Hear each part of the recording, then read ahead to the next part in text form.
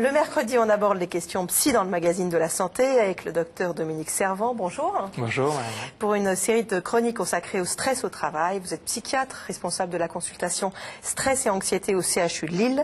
Et on voit aujourd'hui que le travail est à l'origine de nombreux états de mal-être, mais apparemment, il peut aussi contribuer à notre épanouissement. Il le devrait parce que nous passons beaucoup de temps dans notre vie à travailler. Alors c'est pas toujours le cas. On a fait une étude qui montre qu'un quart des personnes interrogées avancent spontanément le travail comme source de bonheur et que la moitié met en avant plutôt les valeurs positives du travail par rapport au stress.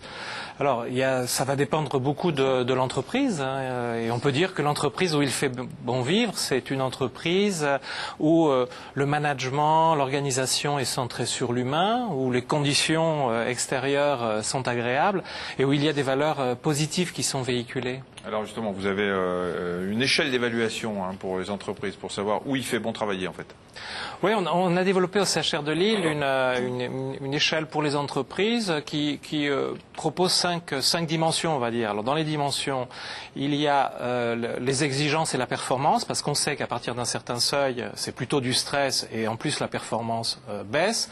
Il y a les relations dans le travail, il y a le bien-être, la santé, la forme, qui sont des éléments qui sont importants. Il y a les rythmes également et l'emploi du temps, où on sait que le partage entre la vie professionnelle et la vie personnelle est important. Et puis la satisfaction et également être en accord avec ses propres valeurs dans son travail. On a tout bon ici. Bravo. On répond oui à toutes les questions. Et un élément clé de l'équilibre au travail, vous le dites, c'est la reconnaissance. Et on se dit, nous, Moi, je la reconnais tous les matins. Non, mais c'est important de dire aux gens qui font bien leur travail et qu'on est content d'eux. Oui, reconnaissance de son travail, reconnaissance de son statut, et puis aussi reconnaissance monétaire, ça compte aussi un petit peu. Ah oui, bien sûr. Parce que quand on gagne beaucoup d'argent, on est plus heureux. Alors, ça fait partie des critères que vous avez... Alors non, parce que le prix Nobel d'économie Joseph Stiglitz a très très bien montré qu'en fait, dans la richesse d'une nation, ou on peut dire d'un groupe humain, la qualité de vie, le bien-être est un élément important et que le simple fait le gain n'amène pas forcément à un épanouissement, et le plaisir que l'on éprouve à faire son travail est certainement la première chose. Enfin, on peut pas, de toute façon, on peut pas nier qu'il y a quand même des travaux plus pénibles que d'autres à faire. Hein. Oui, il y a des tâches qui peut-être ont une plus grande pénibilité, mais c'est étonnant parce que je pense à une personne qui travaillait en usine et qui a fait un emploi par la suite de vente et qui regrettait énormément son travail, parce que dans le travail il y a aussi l'ambiance, l'environnement, le soutien et quelque part beaucoup de personnes, on est étonné, qui sont dans des tâches assez pénibles, aiment leur travail.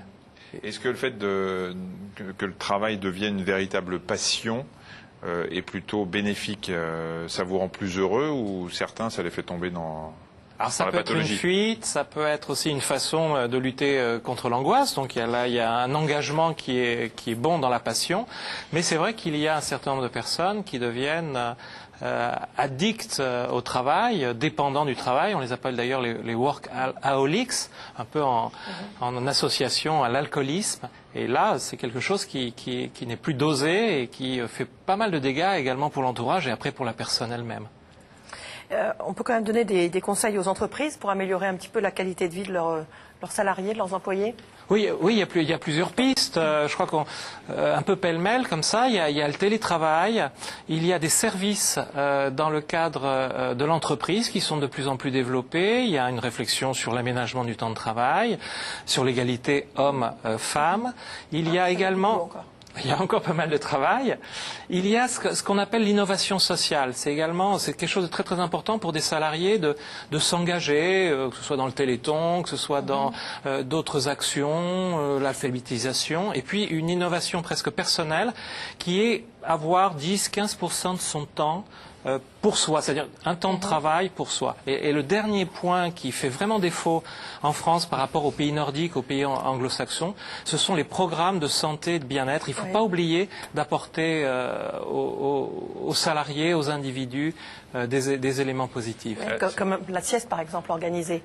Les siestes C'est très important. courtes, voilà, Non, c'est mais très c'est très important, les Dans un temps lieu de agréable, récupération. un peu détente. C'est assez, 10-15% pour soi du temps?